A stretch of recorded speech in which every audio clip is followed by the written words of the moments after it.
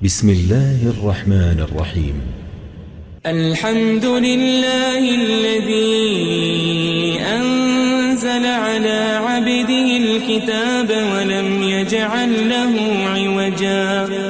سب تعریف اللہ ہی کو ہے جس نے اپنے محبوب بندے محمد صلی اللہ علیہ وآلہ وسلم پر یہ کتاب نازل کی اور اس میں کسی طرح کی کجی اور پیچیدگی نہ رکھی.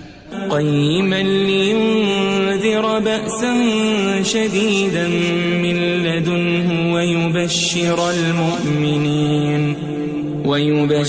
المؤمنين الذين يعملون الصالحات أن لهم أجرا حسنا.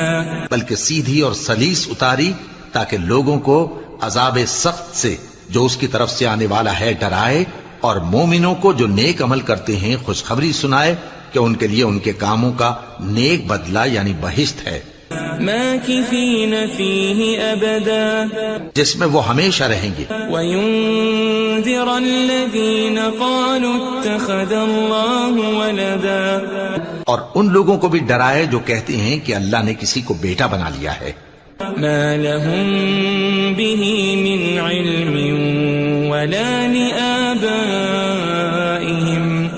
كبرت كلمة تخرج من أفواههم إن يقولون إلا كذبا.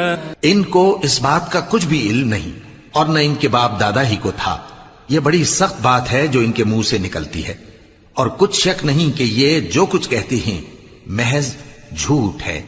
فلعلك باخع نفسك على آثارهم إن لم يؤمنوا بهذا الحديث أسفا.